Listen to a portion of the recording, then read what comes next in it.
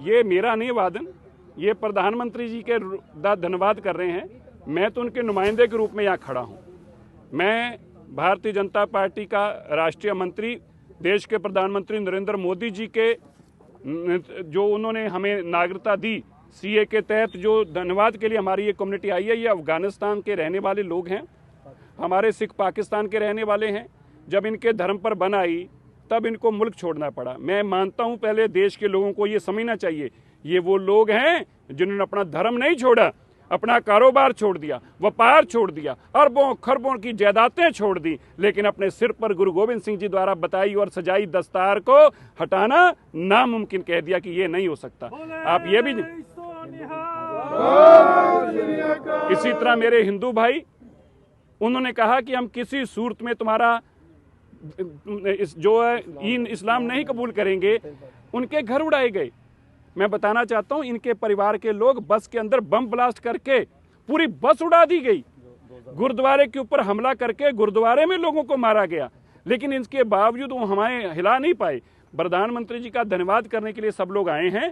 जो सीए का कानून भारत में आया है, मैं लोगों को बताना चाहता हूं, उस कानून से केवल मेरे सिख और हिंदू भाइयों को अगर लाभ मिलता है तो आपको प्रॉब्लम नहीं होनी चाहिए। जो पॉलिटिकल पार्टियां आ रही हैं, आज स्टैलिन साहब कह रहे हैं, ममता जी कह रहे हैं हम अपने स्टेट में लागू नहीं होने देंगे, पर इन सबसे ज्यादा मुझे खेद यह है कि जो अरविंद केजरीवाल जी कह रहे हैं कि मैं सिखों को दिल्ली की नागरिकता नहीं लेने दूंगा।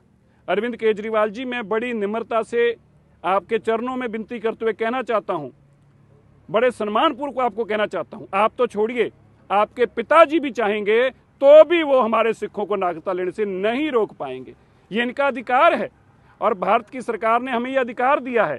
आज अरविंद केजरीवाल जी ये तो चाहते हैं कि रोहिंग्या मुसलमान जो हैं उनको घर भी मिले, सरकारी घर मिले, उनको नागरिकता भी मिले, लेकिन जब मेरे सिख भाइयों की बात आती है तो कह रहे हैं इनको नहीं लेने दूंगा। ये गलत है, ये गंदी राजनीति हो रही है। और मैं सब पार्टियों से हाथ जोड़कर आग्रह करते हैं, हम सब लोग हाथ जोड़ के आग्रह करते हैं, आप हमें अपनी गंदी राजनीति में मत पीसें।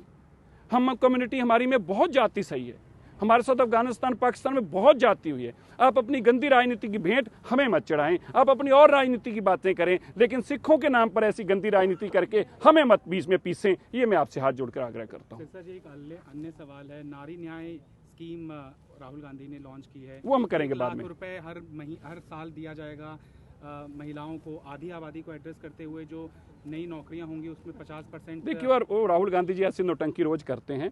जो ये न्याय, नारी न्याय देना चाहते हैं ना, पहले उनके पास 3 स्टेटों में अभी भी सरकार है, वो हिमाचल में दे दें, कर्नाटका में दे दें, तेलंगाना में दे दें, कोई रोक नहीं रहा उनको।